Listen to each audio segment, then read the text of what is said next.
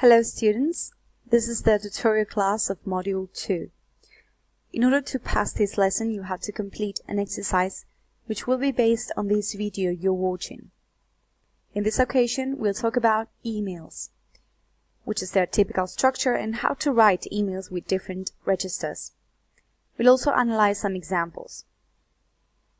A good email should consist of an appropriate greeting.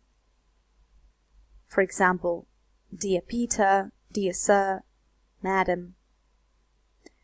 An introduction, which clearly states the reason you're writing. A main body, in which the subject is developed. A final paragraph, in which you sum up the topic or express your wish for something to be done.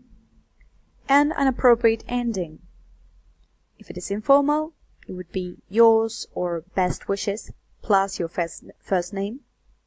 And if it is formal, it would be yours faithfully, for example, plus your full name. Yes, the first name and the surname. Now let's talk about the style in emails. The characteristics of formal style in emails are the greeting. Yes, instead of saying Dear Paul, we'd say Dear Sir, for example. There's frequent use of passive voice. Formal language, that means using complex sentences, non-colloquial English. No abbreviated forms. And the ending is also formal.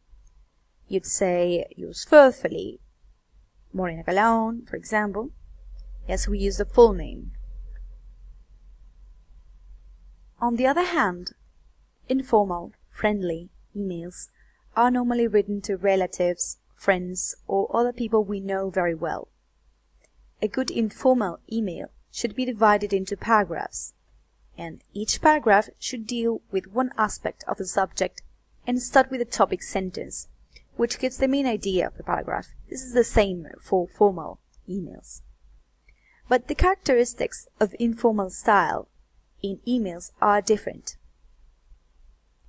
The greeting, for example, is simpler. Dear Alex or Dear Dad is enough. The style and the language used is informal. That means that idioms and colloquial English are accepted. We can use abbreviated forms. We can even omit pronouns. And the ending is also different. We can say yours, love, best wishes, regards, and the first name is enough.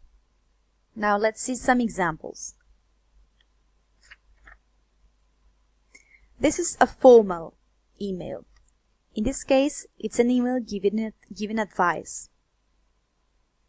It starts with a greeting, a formal greeting because it uses the word Miss, which is the polite way of speaking to a young woman, plus her surname and a comma. This is different in Spanish. In Spanish, we should write a colon, not a comma. As translators, it's your duty to know in depth and respect the Spanish language, so pay attention to that. Then the first paragraph is about the reason for writing. In this case, it is to give advice.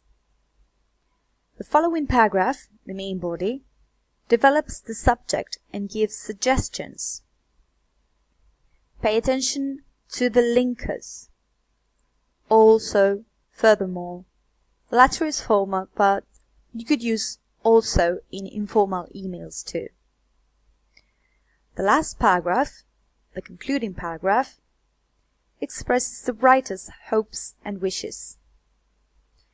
And finally, we can see the ending. Formal ending.